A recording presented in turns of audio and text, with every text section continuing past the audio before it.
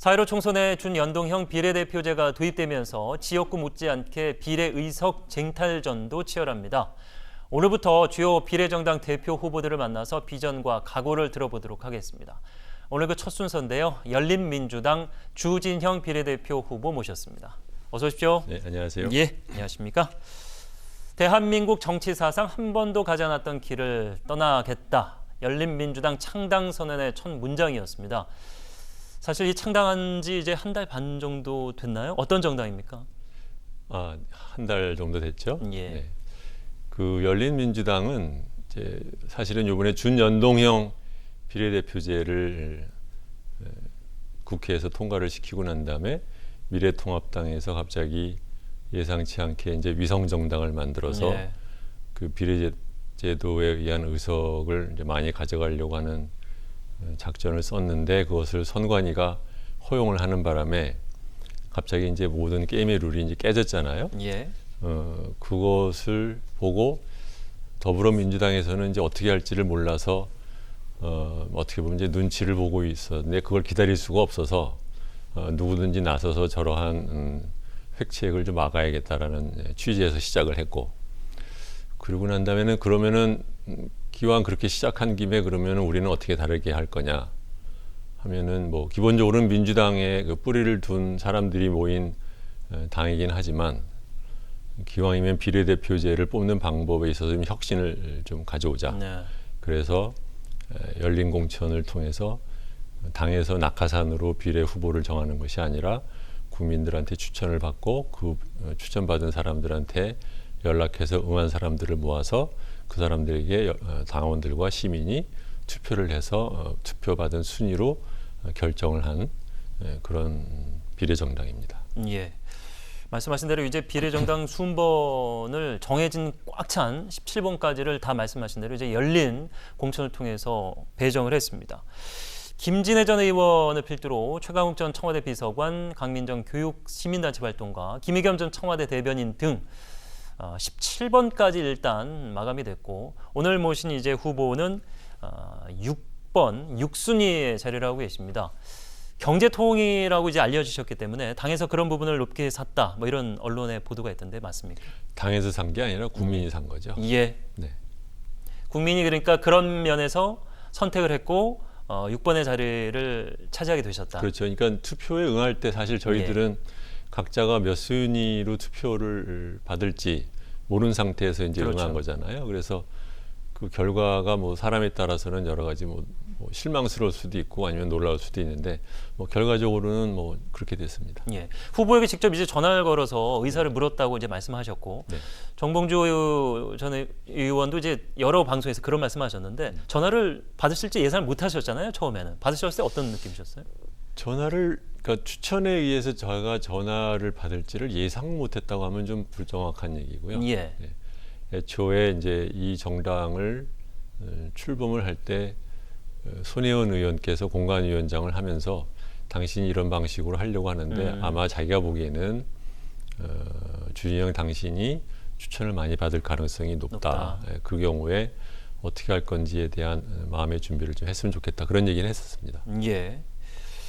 이 정부가 결정한 긴급 재난지원금, 앞서서 저희가 이제 정치 코너에서 좀 다뤄봤습니다만은 이것을 두고 많은 의견들이 오고 있습니다. 정부의 이제 하위 70% 안에 대해서 나쁜 방식이다 이런 입장을 밝히셨다고요? 정확한 표현은 예. 나쁜 컨비네이션이다. 예. 네. 어떤 의미로 그런 말씀하셨습니까? 제 생각에는 사실 저희 당은 이미 3월 26일 날 공약을 저희들이 정할 때 예. 지금 여러분들 가정에 가 있는 공보물에 저희들의 코로나19 사태에 대한 긴급 재연이라고 해가지고 그 내용을 갖다 보내드렸습니다. 예. 그 안에 있는데 그때 저희들이 강조했던 원칙은 뭐냐면 완결성을 따지고 정교함을 따지는 것보다 예. 신속하게 하는 게 제일 중요하다. 그렇기 때문에 이게 신속하게 하기 위해서는 사람을 발라내는 것이 굉장히 어렵기 때문에 모든 사람한테 일단 주고 시작하는 것이 좋다. 그리고 사실은 얼마를 줄 거냐가 중요한 것이 아니라 그 이후에 취약층이라든가 실업자를 어떤 식으로 우리들이 구제를 할 건지를 고민하는 게 훨씬 더 중요하다. 근데 예. 얘기가 그게 좀 빠져 있는 것이 이제 아쉽다 그런 거였거든요. 예. 그런데 정부는 그 과정을 잘 보시면은요. 첫 번째로는 이 모든 정책의 전제 조건은 우리나라에서 검역이 얼마만큼 성공적으로 이루어지느냐에 따라서 많이 영향을 받습니다. 그것이 이제 만약에 다른 나라보다 뭐 외국에서 말하듯이 이제 뷰티풀 커브라고 해서 아름다운 커브를 그린다 하면은 앞으로 소강 상태로 잡혀진다고 하면 대단한 돈을 쓸 필요가 없죠. 그렇죠? 거기에 대한 판단이 아직 안색이 있고 예. 두 번째로는 그 과정에서 국민들이 느끼는 국민들의 이제 소위 협조와 희생도 사실은 따르기 때문에 이것이 가능하지 않습니까? 이제 거기에 대한 보상이나 거기에 대한 지원도 이제 필요하다라는 것인데 정부는 처음에는 얘기를 할 때 50%에게만 주겠다고 얘기를 했어요. 근데 그게 그 일리가 있어요. 왜냐하면 우리나라 복지제도는 중위소득 기준으로 중위소득보다 아래 사람들에 대한 소득을 파악하고 복지를 제공하는 건 상당히 발전돼 있는데 예. 그 윗부분은 잘 알지를 못합니다. 그렇기 때문에 이제 정부 입장에서는 빨리 하기 위해서는 50%라도 하는 게 좋다고 생각을 하는 건데 정치가들이 보기에는 이제 더불어민주당의 입장에서는 50%는 너무 작으니까 숫자를 올리자. 그래서 70%로 갔지 않습니까? 예. 근데 이게 얼핏 보면은 더 많은 사람이 받으니까 좋을 것 같지만 기술적으로는 50에서 70 사이를 파악하기가 굉장히 어려워요. 예. 그렇게 되면은 두 가지 문제가 생기는 게 뭐냐면 대다수의 사람을 주는 것 같지만 사실 30%에 해당되는 분들이 못 받는데 그것을 파악하기 위해서 시간은 걸리면 예. 그러면 기분도 나쁘고 시간도 늦어지는 예. 나쁜 컨비네이션이 된다는 거죠. 실제적으로 그 건보료 몇천 원 때문에 못 받을 것을 우려해서 조정 신청을 하는 분이 최근에도 굉장히 많았다는 언론 보도가 그러게 있었기 맞습니다. 네. 때문에 말씀하신 대로 이제 행정적인 어떤 시간과 비용 측면에서 그래서 기본소득 얘기가 처음 나왔을 때 그냥 일괄 뭐 100 이런 식으로 이제 물론 네. 금액은 딱 그렇게 정한 건 그렇죠. 아니었습니다만 결국에는 이제 통합당이 50만 원 얘기하자. 민주당에서 이제 비슷한 얘기로 전 국민에게 빨리 주자는 얘기로 바꿨거든요. 그렇죠. 그러니까 처음 주장했던 부분과 이제 맥을 같이 하는 상황이 그쪽으로 됐는데 수렴해가는 과정이 예. 있습니다. 네. 그렇다면 금액은 어느 정도 뭐 적합한 금액이라는 것이 있지는 않겠습니다만. 그렇죠. 지금 보면은 이제 금액을 결정하는 기준을 먼저 생각하시는 게 맞아요. 예. 왜냐하면은 가구 기준으로 줄 거냐, 아니면 개인 기준으로 줄 거냐.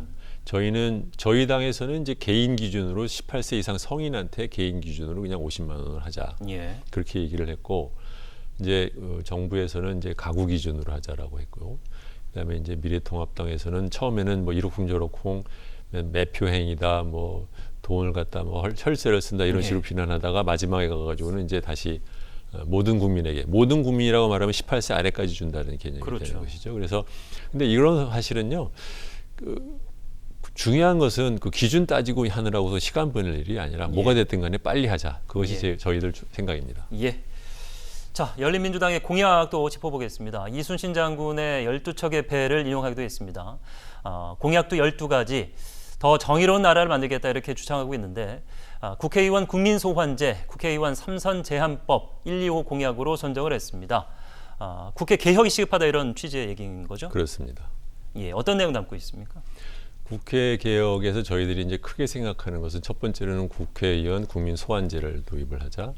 두 번째로는 국회의원에 대해서 3선을 했으면 더 이상 나오지 않는 걸로 하자. 예. 그런 얘기를 하고 있습니다. 예. 다선을 제한하는 나라가 그렇게 많지는 않지 않습니까? 뭐 많지 않죠. 예. 근데 이것이 이제 원론적으로만 생각을 하면 적절하지 않다고 비판할 수도 있는데 예. 현실을 보면은요. 지금 300명 국회의원 중에서 4선 이상인 사람이 한 50명 정도 됩니다. 예. 네.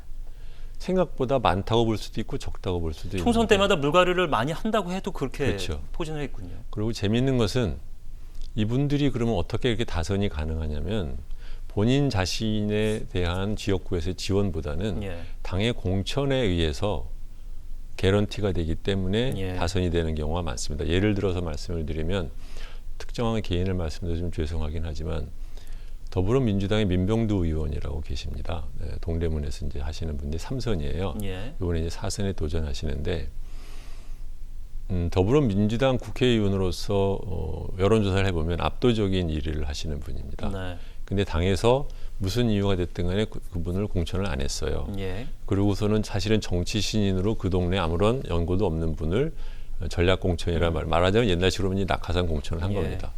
그러면 어떻게 되느냐? 명동도 의원의 지지율은 지금 뭐 거의 뭐 10몇 %에 불과하다고 제가 들었거든요. 네. 그 얘기는 무슨 뜻이냐? 그분이 누리는 지지도는 그분에 대한 지지가 아니라 당에 대한 지지였다는 거죠. 그런데 본인으로서는 사실 후보로서의 경쟁력보다는 당내에서의 정치 그 말하자면 자리 싸움에서 순위를 앞당겨서 받은 사람들이 공천 과정에서 자기 공천만 받기만 하면 그냥 오래 간다는 거죠. 예. 그런 면에서는 만약에 저희 나라 정당들이 제대로 된 뭐 서구에 하듯이 오픈 프라이머리, 예. 그러니까 국민들이나 아니면 시민 그 정당원이 직접 참여해서 후보를 뽑는 과정에 의해서 뽑힌 의원의 후보에 의해서 또 선거를 거쳐서 다선을 한다면 누가 뭐라고 하겠습니까? 근데 많은 분들은 사실은 당에 의해서 일방적인 공천 덕분에 오래 하시는 분들이거든요. 그렇다고 하면 그분들이 오래 해야 될 이유가 특별히 없는 것이죠. 예. 자, 뭐 경제통으로 알려지셨고 경제 관련 공약도 그래서 더 많은 관심을 쏟지 않으실까 이런 생각에 건강보험료 책정 이야기를 여쭤보도록 하겠습니다. 소득 기준으로 일원화해야 된다. 일원화하면은 어떤 장점이 있기에 이런 얘기를 하셨을까요? 네. 지금 우리나라는 소득으로 하는 것 플러스 재산에 자동차까지 끼워서 그렇죠. 예. 계산을 합니다. 그러다 보니까 많은 사람들이 직장을 다닐 때 내던 건강보험료보다 도리어 소득이 끊기고 이제 퇴직을 하고 물러나면 건강보험료가 확 뛰는 맞습니다. 그런 결과를 가지고 온단 예. 말이죠. 그러면서 또 한편으로 무슨 문제가 있느냐? 직장 근로자의 부모들 피부양자로 등록한 분들이 소득이 있음에도 불구하고 내지 않은 사람들이 굉장히 많습니다. 그렇기 때문에 한편으로는 너무 많이 내서 불변인 사람도 있고 또 한편으로는 뒤에 숨어가지고 안 내는 사람들도 있습니다. 그렇기 때문에 이것을 재산을 집어넣어서 하는 것이 사실은 보이지 않는 그 사각지대를 만든다는 이제 폐해가 있는데 그것을 사실 다른 나라들은요. 예. 심지어는 뭐 일본 또는 뭐 대만까지 예. 건강보험료를 다 소득 기준으로 합니다. 우리나라도 소득 기준으로 가자. 예. 이렇게 되면 사실은 포함 소득이 있음에도 불구하고 피부양자 제도에 숨어서 내지 않던 분들도 그 소득에 의해서 내게 되면서 그러면서 또 한편으로는 재산 기준이 빠지기 때문에 직장 가입자들한테는 결과적으로 도리어 그 건강보험료율이 낮아질 수도 있고 물론 지역 가입자들은 물론 더 낮아지고 예. 그래서 전체적으로 효율화가 된다는 연구 결과가 있습니다. 예. 예산 얘기 하나 더 여쭤보도록 하겠습니다. 어린이집과 유치원에 지원하는 예산을 각 가정에 직접 지급하는 것이 낫다. 그럼 어떤 변화가 있을까요? 지금 우리나라의 그 복지제도의 많은 부분에는 공통적인 문제가 있어요. 대표적인 케이스가 이제 사립학교인데 예. 사립 중고등학교의 경우에는 말이 사립이지 그 재정의 약 90% 이상을 국가가 보전을 하고 있습니다. 그럼에도 불구하고 운영에 있어서는 사립학교의 교주들이 마음대로 이제 전행을 하는 그런 결과를 갖고 있지 않습니까? 예. 똑같은 문제가 지금 유치원이나 어린이집에도 지금 번져 있는 거예요.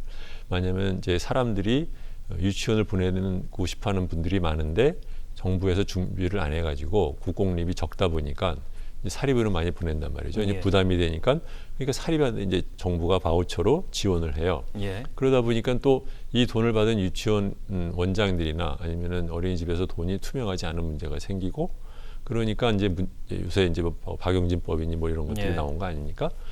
두 번째로는 이렇게 아동을 시설에 맡겼을 때 바우처를 통해서 지급되는 돈보다 예. 아이들을 시설에 맡기지 않았을 때 지급되는 양육수당이 훨씬 적습니다. 네. 이렇게 되면 학부모 입장에서는 괜히 아이를 안 보내면 마치 좀 손해보는 느낌이 들지 않습니까? 그래가지고 도리어 그 어린이집이나 아니면 유치원에 대한 과잉 수요를 만들어낼 수도 예. 있고 그다음에는 자기가 원하는 곳을 고를 수 있는 선택권에는 단순하게 어린이집 어디를 보낼 거냐라는 선택권도 있지만 예.